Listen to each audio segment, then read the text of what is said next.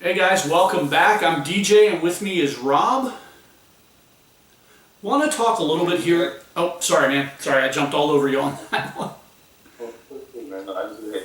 Okay, all right. We wanted to talk a little bit about WWE Creative and not so specifically about creative, although we will have to get into the process a little bit, but more the perception of what WWE Creative is, doing right, doing wrong, and, kind of the internet wrestling community as well as certain wrestlers' perspectives on the WWE Creative process. I really think there's some really bad takes out there on their process and some things that I do agree with. I'm going to play devil's advocate a little bit on this one, Rob, and because there's some things about it I could say that are kind of in line with some of the negative that people have to say about the creative process.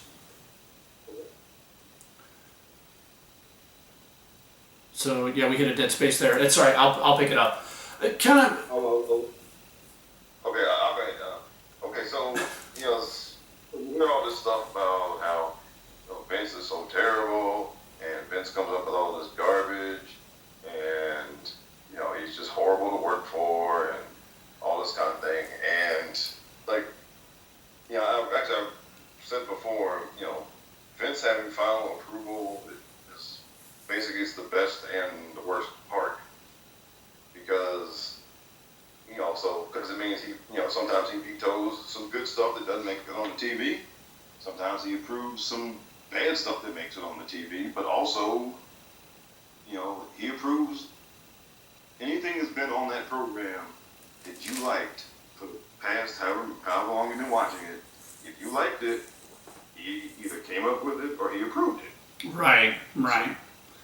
Yeah. It was like so you can't go around and do the thing that a lot of people do where they blame him for everything they don't like, but somehow if there's something that did go well, then Hunter must have come up with it, right. Or the wrestlers did it themselves, and so that's disingenuous and that's wrong, it's false. Nah. You can't do that. I think one sentiment that's echoed throughout the internet and Twitter and YouTube and other various social media platforms is that the wrestlers don't seem to have as much creative input as they should, and I don't know how much truth there is to that. If you listen to the podcast and the wrestlers that are coming out and spilling their guts, the wrestlers have absolutely zero say. And I'll go back to the Jon Moxley one. I don't think you watched the Stone Cold podcast with him yet. He talks on there very specifically about how when the Shield was first brought up, he had to kind of get used to doing the scripted promos, which was a little difficult for him. And he's like, it started off with Vince, you stuck to the script, and then it kind of, as he gained your trust, you gained his trust a little bit. It was like, okay, here's some bullet points, and then it's, and in his words, go ahead and say whatever you want. So we went from, go ahead and say whatever you want, to, I'm not allowed to say what I want, and I'm not allowed to, have any creative. But where's the truth in there? Did he give you creative input, or did he not give you creative input? And if there's no creative input coming from the wrestlers at all, which I don't believe it's at all, I'm sure they have to have some type of say, at least on some things. If not, they should, simply because, while I understand people are writing for TV and they're writing a script for something that has to be presented to a very broad audience on TV, when you get down to it, if you've never been in that ring, and I'm speaking to this specifically as a performer because I've had to think on the fly out there in the middle of the ring.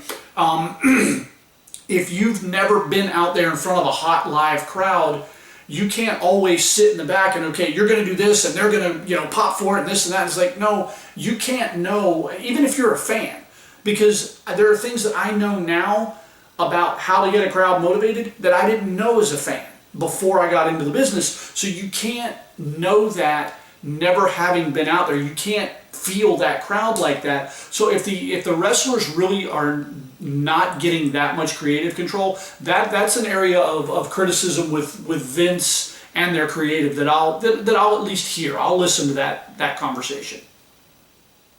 Yeah. Now, my guess is that if what you're thinking is in line with what he's thinking, then he'll give you more leeway because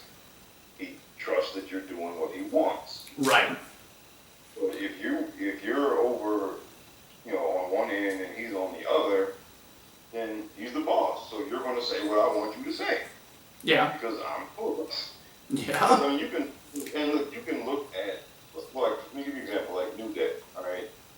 Just, and as a black man, just some of the cultural references they make, a lot of the slang that they use, Mm-hmm. I can, I can guarantee you Vince McMahon is not writing that stuff down himself and handing it to them. Yeah. Vince McMahon is not writing down what R-Truth says and handing it to him to say. Right. Right. And also, now, and if you look at somebody like The Miz, I think my guess with The Miz would be is that they give him something and then he's smart enough and then he kind of takes what they give him and kind of makes it his own. Yeah. And so you have some pretty distinct examples where you can just watch them and listen to them and you can figure out for yourself that they're not being handed a piece of paper by Vince McMahon. Right. Stuff that he wrote himself for them to say. Word for word, verbatim. Yes, you're right.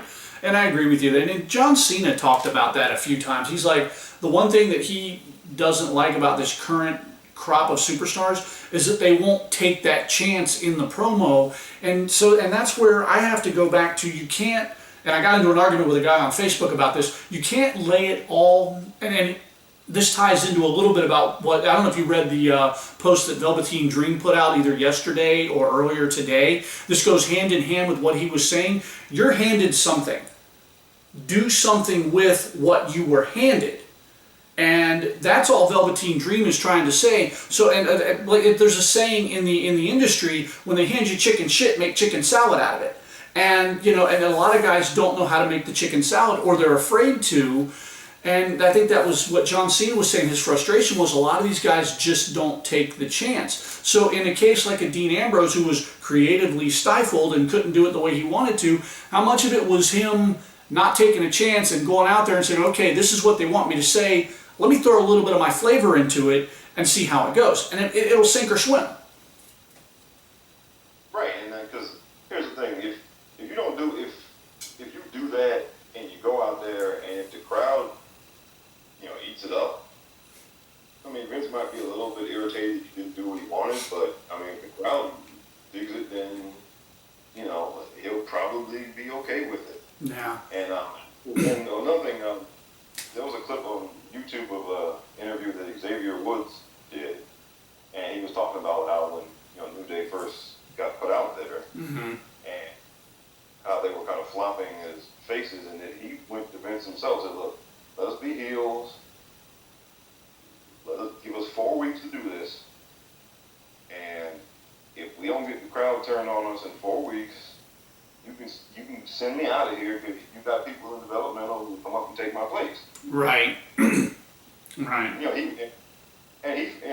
He said, because Xavier's a smart guy. He's got a bunch of degrees and he's a really smart guy. He's a really creative guy. Yeah. And he said, like, look, I got other job skills here, so if this doesn't work out, then I'll go do something else. Right. So he went to Vince and said, look, let's give us 4 weeks to do this, and let us turn heel, give us 4 weeks to get this thing over.